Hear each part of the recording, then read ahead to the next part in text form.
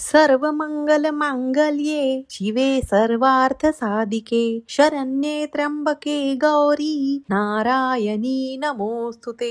तर लवकरच शारदीय नवरात्रीला सुरुवात होणार आहे। हा नवरात्र उत्सव अश्विन महिन्याच्या शुक्ल पक्षाच्या प्रतिपदा तिथीपासून सुरू होतो आणि नवमी तिथीला संपतो आणि त्यानंतर दसरा हा सण साजरा केला जातो। नवरात्रीच्या पहिल्या दिवशी घटस्थापना केली जाते।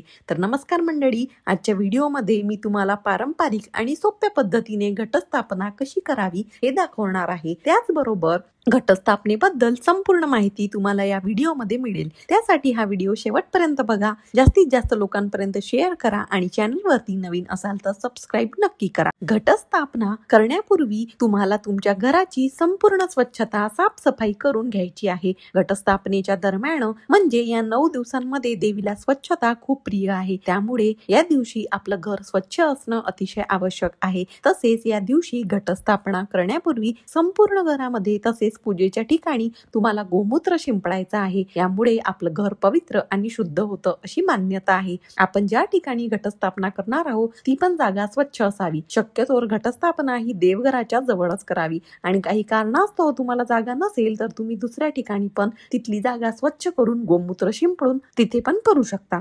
तर या घटस्थापनेच्या दिवशी प्रतिपदेला सकाळी लवकर उठून स्वच्छ स्नान करून स्वच्छ कपडे घालावे, घरातील रोजची देवपूजा करावी, नित्य कामे उरकून घ्यावी, पूजेचे सर्व साहित्य जवळ घेऊन बसावे, त्यामुळे मधून वारंवार उठावे लागत नाही। पूजेला बसताना आपले तोंड पूर्वेकडे करून बसावे, दक्षिणेकडे तोंड करून बसू नये। सर्वात आधी कपाळी गंध लावावा, महिलांनी हळदी कुंकू लावावे आणि पुरुषांनी चंदनाचा किंवा कुंकवाचा टिळा लावा। पूजेला बसताना आसन घ्यायचे, त्या आसनावर आणि पूजेच्या सर्व साहित्यावर एका फुलाने किंवा दुर्वांकुराने शुद्ध पाणी शिंपडून घ्यावे, त्यामुळे तिथल्या जागेची आणि सर्व साहित्याची पण शुद्धी होते। आज आपण कोणतेही संस्कृत मधले मंत्र स्तोत्र न म्हणता अगदी सोप्या पद्धतीने घटस्थापना करणार आहोत, कारण सगळ्यांनाच मंत्र म्हणता येत नाही। त्यामुळे मंत्रतंत्रापेक्षा श्रद्धा आणि शुद्ध अंतःकरण असणे महत्वाचे असते। देवी आई आपल्या मनातील भाव जाणते, त्यामुळे मनामध्ये श्रद्धा ठेवून आपण कोणतीही सेवा करावी। त्यामुळे ही सगळी सेवा आपण यथाशक्ती यथाभक्ती करायची आहे। आपलं मन किती स्वच्छ आहे, आपण किती मनोभावी पूजा करत आहे हे सगळ्यात जास्त महत्वाचं आहे। तर लगेच आपण आजच्या पूजा विधीला सुरुवात करूया। तर सर्वात आधी मी तुम्हाला घट कसे घालायचे ते दाखवते। तर या ठिकाणी मी एक स्टीलचं ताट घेतलं आहे, याऐवजी तुम्ही छोटी स्टीलची पाटी घेतली तरी चालेल, किंवा बरेच जण टोपलीमध्ये किंवा केळीच्या पानावरती घट घालतात, ज्याच्या त्याच्या पद्धतीनुसार करावे। त्या ताटात पत्रवाळी ठेवून त्या पत्रवाळीवर ते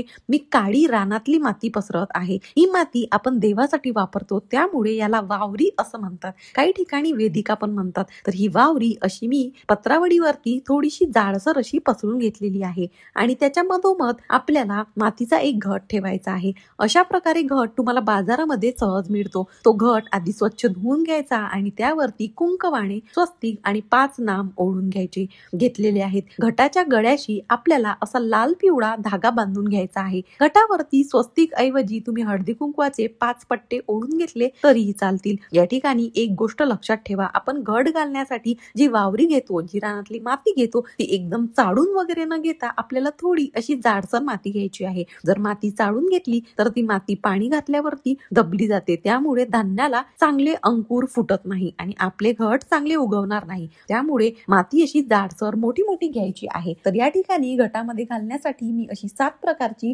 धान्य घेतलेली आहे। यामध्ये मी हरभरा, मका, खपली, गहू, ज्वारी, जवस, मूग एवढं 7 प्रकारचं धान्य घेतलेलं आहे। हल्ली बाजारामध्ये 7 किंवा 9 प्रकारच्या धान्याची पुडी मिळते, एक ती पण तुम्ही घेऊ शकता। त्यानंतर आपण या वावरीमध्ये सप्तधान्य पेरणार आहोत। या ठिकाणी तुम्ही 5, 7 किंवा 9 प्रकारचे धान्य पण घेऊ शकता। तर हे धान्य या मातीमध्ये आपल्याला असं वरून टाकायचं आहे। सुरुवातीला खूप जास्त माती घालू नका, कारण माती पाणी घातल्यावरती फुलते, वर येते। अजून आपल्याला 2 थर द्यायचे आहेत। धान्य अशा प्रकारे पसरून घेतल्यावरती त्यावर आपल्याला हलका असा मातीचा थर अजून एक घ्यायचा आहे आणि अशा प्रकारे माती पसरून घेतल्यावरती पुन्हा आपण थोडं थोडं धान्य वरून टाकायचा आहे. तर आपले घट अतिशय चांगले दाट हिरवेगार उगवण्यासाठी काय करावे किंवा काही टिप्स मी दिलेले आहेत, त्याचा स्पेशल व्हिडिओ आपल्या चॅनलवरती आहे. तोही तुम्ही अजून पाहिला नसेल तर नक्की जाऊन पहा. त्या टिप्स वापरून आपण जर घट घातले तर अतिशय दाट आणि चांगले उगवतील. तर तुम्ही व्हिडिओमध्ये पाहिलं असेल, या ठिकाणी मी धान्याचे असे 2 थर लावलेले आहेत आणि त्यावरून हलकी अशी माती पसरलेली आहे. आणि काही जणांचं कसं असतं की त्यांचा घट अजिबातच उगवत नाही, तर त्यासाठी तुम्ही काय करू शकता, आपले घट चांगले उगवण्यासाठी यातील काही धान्य मातीमध्ये टोचून घेऊ शकता. जे मोठं धान्य आहे, मका, खपली, ते तुम्ही टोचून घेऊ शकता. खपली म्हणजे सातूचं किंवा एकच प्रकार असतो. तर या ठिकाणी मी तुम्हाला दाखवण्यासाठी हरभरा घेतला आहे. तर हरभरा पेरू नका, थोड्या थोड्या अंतरावरती पेरा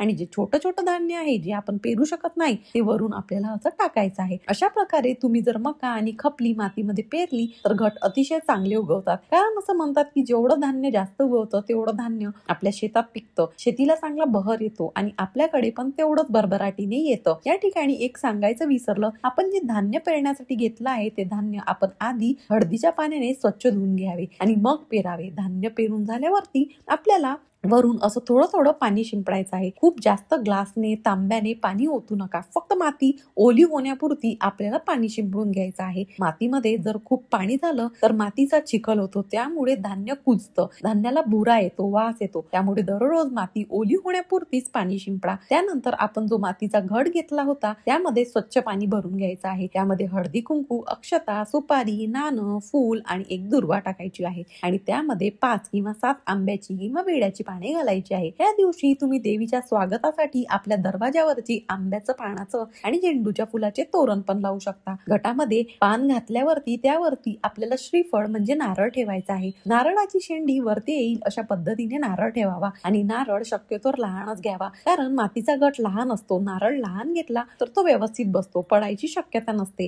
कारण तो नारळ आपल्याला 9 दिवस अजिबात हलवायचा नाही. त्यानंतर पूजेला सुरुवात करण्यापूर्वी आपल्याला आचमन करायचं आहे. आपल्या शरीराची तसेच मनाची शुद्धता व्हावी, आपली पूजा चांगली व्हावी यासाठी आचमन करणं गरजेचं आहे. डाव्या हाताने उजव्या हातामध्ये पडीभर पाणी घ्यायचं आहे आणि प्यायचं आहे. ओम केशवाय नमः. दुसऱ्या वेळेस ही पाणी घेऊन प्यायचं आहे. ओम नारायणाय नमः. तिसऱ्या वेळेस पण पाणी घेऊन प्यायचं आहे. ओम माधवाय नमः. आणि चौथ्या वेळेस पाणी घेऊन खाली तामनामध्ये सोडायचं आहे. ओम गोविंदाय नमः. यानंतर भगवान विष्णूची 24 नावे घेतली जातात. तुम्हाला येत असतील तर म्हणा, नाही म्हणालं तरी एवढं ठीक आहे. यानंतर आपल्याला संकल्प करायचा आहे. उजव्या हातामध्ये 2 पडीभर पाणी, त्यामध्ये हळदी कुंकू, अक्षता, एक फूल घेऊन आपल्याला संकल्प करायचा आहे. यावेळी संस्कृत मंत्र म्हणतात, तर तो मंत्र आपल्याला म्हणता येत नाही आणि बघून म्हणायचा म्हटलं तर उच्चार देखील स्पष्ट होत नाही. तर त्याऐवजी आपण असं मराठीमध्ये म्हणू शकतो की हे देवी, मी आणि माझं सर्व कुटुंब आजपासून ते 9वी पर्यंत तुझी स्थापना आमच्या घरामध्ये करणार आहे. माळ बांधणे, अखंड दीप लावणे, मंत्र, उपवास इत्यादी कुलाचार मी करणार आहे. यथाशक्ती यथाभक्ती मी तुझी सेवा करेन. तर माझं आणि माझ्या कुटुंबाचं सर्व प्रकारे कल्याण व्हावं म्हणून मी आज संकल्प करत आहे. तर अशा प्रकारे संकल्प करून हातामधलं पाणी आपल्याला खाली तामनामध्ये सोडून द्यायचं आहे. यानंतर आपण पूजेला सुरुवात करूया. तर कोणतीही पूजा आपण अग्नीच्या साक्षीने करतो, त्यामुळे सर्वात आधी आपल्याला दिवा लावून घ्यायचा आहे. या ठिकाणी सगळ्यात आधी आपण अखंड दिवा पण लावू शकतो, पण अखंड दिवा घटाच्या जवळ लावतात, इकडे तिकडे हात लागेल, दिव्यातलं तेल वगैरे सांडेल. त्यामुळे सगळ्यात आधी मी एक साधा दिवा लावून घेतला. सगळ्यात शेवटी आपण अखंड दिवा लावणार आहोत. दिवा लावल्यावर दिव्याची हळद, कुंकू, अक्षता, फुलं वाहून पूजा करायची आहे, नमस्कार करायचा आहे. या ठिकाणी शुभम करोती हा श्लोक तुम्ही म्हणू शकता. दिव्या दिव्या दीपत्कार, कानी कुंडल मोतीहार, दिव्याला पाहून नमस्कार. एक सांगायचे विसरले, ज्या ठिकाणी तुम्ही घटस्थापना करणार आहे त्या ठिकाणी देवासमोरच आपल्याला एक पाट तिथे छानशी रांगोळी काढायची आहे आणि त्यावरती दिवा ठेवून आपण पूजा करायची आहे. आणि पाटावरती शक्यतो नवीन किंवा लाल वस्त्र टाका. लाल रंग हा देवीला अतिशय प्रिय आहे. तर मी पूजन करून घेतले आहे. त्यानंतर आपण विड्याच्या पानावरती काही देवांची स्थापना करणार आहोत. तर या ठिकाणी मी एकावरती एक अशी 2-2 पाने ठेवलेली आहे. त्यावरती अक्षता ठेवून त्यावरती हळदी कुंकू व्हायचा आहे आणि त्यावरती तुम्हाला कुलदेवतेची टाक, कुलदेवतेचा टाक आणि गणपती बाप्पांची स्थापना करायची आहे. देव विड्याच्या पानावर ठेवण्या अगोदर गणपती बाप्पांना आणि टाकांवरती आपल्याला शुद्ध पाण्याने आणि पंचामृताने अभिषेक करायचा आहे. माझ्या सासूबाईंकडे कुलदेवतेची टाक आहे आणि आम्ही एकुलते एक असल्यामुळे इथे मी मी तुम्हाला फक्त सुपारीवरती पूजा करून देणार आहे, पण तुम्हाला कुलदेवतेची टाक ठेवायची आहे. तुमच्या कुलदेवीचा फोटो असेल, मूर्ती असेल, टाक असेल तरी तो तुम्ही विड्याच्या पानावरती स्थापन करावा. तसेच पाटावरती थोड्या अक्षता ठेवून त्यावरती हळदी कुंकू वाहून आपण जे घट घातले होते ते त्यावरती ठेवायचे आहे. तर सर्वात आधी आपल्याला गणपती बाप्पांची पूजा करून घ्यायची आहे. गणपतीला चंदन, हळदी कुंकू, अक्षता, फुलं व्हायची आहे. वक्रतुंड महाकाय सूर्यकोटी समप्रभ निर्विघ्ने कुर्मे देव सर्व कार्येषु सर्वदा श्री गणेशाय नमः. गणेश पूजन करून घ्यावे. गणपतीला गुळ खोबऱ्याचा नैवेद्य पण दाखवू शकता.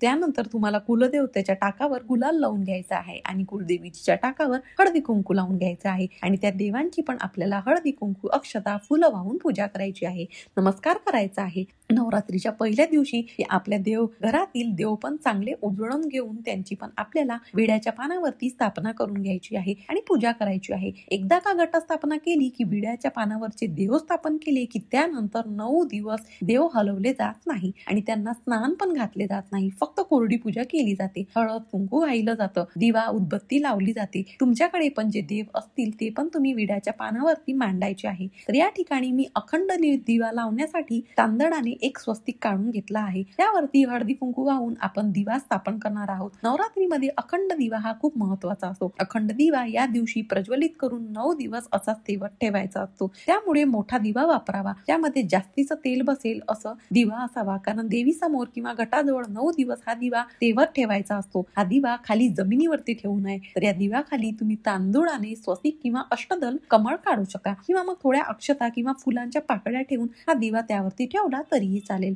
थोडक्यात काय, आपल्याला दिव्याला एक आसन द्यायचं आहे आणि हा दिवा आपल्याला 9 दिवस विझून द्यायचा नसतो. त्यामुळे हल्ली बाजारामध्ये झाकणाचे किंवा काचेचे आवरण असलेले दिवे मिळतात, ते पण तुम्ही घेऊ शकता. हा दिवा 9 दिवस विझून द्यायचा नसतो. त्यामुळे वात लांब आणि दुहेरी असावी. सिंगल वात यामध्ये घालू नये. हा अखंड दिवा तुपाचा असेल तर घटाच्या उजव्या बाजूस ठेवावा आणि तेलाचा असेल तर घटाच्या डाव्या बाजूस ठेवावा. दिवा प्रज्वलित करून आपल्याला दिव्यांची हळद कुंकू, अक्षदा, फुलं वाहून पूजा करायची आहे आणि दिव्याला नमस्कार करायचा आहे. दिव्याला 9 दिवस असं शांततेत तेवत राहण्यासाठी प्रार्थना करायची आहे. दिव्याचा एखादा मंत्र म्हणायचा आहे. अशा प्रकारे आपण दीपपूजन करून घेतलं आहे. यानंतर आपण घटाची, त्या नारळाची पूजा करून घेऊया. घटाला आणि नारळाला आपण हळदी कुंकू लावून घ्यायची आहे. पहिल्यांदा हळद लावायची आहे, त्यानंतर कुंकू लावायचं आहे. ही सगळी पूजा करत असताना तुम्हाला देवीचा मंत्र म्हणायचा आहे. तुम्ही कोणताही साधा सोपा मंत्र म्हणू शकता. या देवी सर्वभूतेषु शक्तीन रूपेण संस्थिता नमस्तस्ये नमस्तस्ये नमो नमः. किंवा मग सर्वात सोपा, सर्व मंगल मांगल्ये शिवे सर्वार्थ साधिके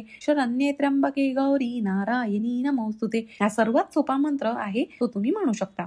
किंवा देवीचा जो 9 मंत्र सांगितला आहे तो पण म्हटला तरी चालेल. त्यानंतर थोड्या अक्षता वाहून आपण घटाला जी काही फुले, हार, गजरा घेतला असेल ते अर्पण करावे. घटस्थापना केल्यावरती घटावर आपल्याला पहिल्या दिवशी विड्याच्या पानांची माळ बांधायची आहे. 5 किंवा 7 पानांची माळ तुम्ही करू शकता. पहिल्या दिवशी मात्र विड्यांच्याच पानाची माळ घटावरती बांधली जाते आणि नंतर प्रत्येक दिवशी वेगवेगळ्या फुलांची माळ सोडली जाते. तर 9 दिवसाच्या 9 माळी रोज एक याप्रमाणे आपल्या घटावरती माळ बांधायची असते. पहिली माळ काढायची नाही, तशाच ठेवायच्या. रोज एक याप्रमाणे तुम्ही दररोज एक माळ घटावरती बांधू शकता. पूजेमध्ये शंख, घंटा घेतली असेल तर त्याची पण आपल्याला हळद, कुंकू, अक्षदा, फुलं वाहून पूजा करायची आहे. धूपदीप ओवाळायचा आहे. सगळी पूजा झाल्यावरती पुन्हा एकदा देवीला हळदी कुंकू वाहून स्वतःला हळदी कुंकू लावायचा आहे. नमस्कार करायचा आहे. घटस्थापना करण्याची पद्धत ही प्रत्येक गावाची, घराची वेगवेगळी असू शकते. प्रत्येक भागानुसार ही पद्धत थोडीफार बदलू शकते. काही ठिकाणी घटावर नारळ ठेवतात, काही ठिकाणी ठेवत नाही. पण आपापल्या कुळाचाराप्रमाणे, आपापल्या परंपरेनुसार आपण ही घटस्थापना करायची आहे. आता मी तुम्हाला आमच्या इकडे कशा पद्धतीने घटस्थापना केली जाते हे दाखवलेलं आहे. पूजा झाल्यावर सर्वात शेवटी आपल्याला नैवेद्य दाखवायचा आहे. नैवेद्यामध्ये तुम्ही फळे, खडीसाखर, दूध साखर, सुकामेवा असा नैवेद्य दाखवू शकता आणि त्यानंतर मनोभावे नमस्कार करायचा आहे. त्यानंतर आमच्या इकडे 9 दिवस तरवड्याच्या फुलांची माळ घटावरती बांधली जाते. पुढे नवरात्रीच्या 9 दिवसात देवीचे नामस्मरण करायचे आहे. उपवास करायचा आहे. आपल्या घरावर, कुटुंबावर देवीचा आशीर्वाद असावा म्हणून रोज घटाची पूजा करावी. पूजा झाल्यावर देवीला नैवेद्य दाखवायचा आहे. आरती करायची आहे. आपली इच्छा देवी समोर व्यक्त करायची आहे. नवरात्रीमध्ये देवीची ओटी पण भरली जाते. ही पूजा झाल्यावर तुम्ही ओटी भरू शकता किंवा या 9 दिवसांमध्ये कधी पण ओटी भरली तरीही चालेल. आरती करताना सर्वात आधी गणपतीची आरती करावी. नंतर देवीची दुर्गे दुर्गट गुरुवारी ही आरती तुम्ही म्हणू शकता. ही केलेली घटस्थापना दसऱ्याच्या दिवशी काढली जाते. तोपर्यंत त्यातील धान्याला चांगले अंकुर फुटलेले असतात आणि हे अंकुर कित्येक जण आपल्या गांधी टोपीमध्ये लावून दसऱ्याला सोने लुटतात. तसेच हे अंकुर या दिवशी देवालाही वाहिले जातात. अनेक स्त्रिया हे अंकुर आपल्या केसांमध्ये मारतात. नवरात्रीच्या या 9 दिवसात जागरण, नवचंडी, यज्ञ, सप्तशतीचा पाठ, देवीच्या धार्मिक स्तोत्रांचे पठण केले जाते. देवीला आपल्या घरी येण्याचे आवाहन केले जाते आणि 9 दिवस देवीची यथासांग अशी पूजा केली जाते. तर तुम्ही पण यावर्षी अशाच पद्धतीने घटस्थापना करून तुम्हाला जमेल तेवढी देवीची सेवा नक्कीच करा. तुम्ही केलेल्या सेवेचं, पूजेचं आणि व्रताचं फळ तुम्हाला नक्कीच मिळावं हीच देवीच्या चरणी प्रार्थना करते. तर आजचा व्हिडिओ इथेच संपवते. काही कसं वाटलं तुम्हाला मला नक्की सांगा. आवडला असेल तर लाईक करा, जास्तीत जास्त लोकांपर्यंत शेअर करा आणि चॅनलवरती नवीन असाल तर स्वामी भक्ती सोज्वल या चॅनलला सबस्क्राईब करायला विसरू नका. धन्यवाद.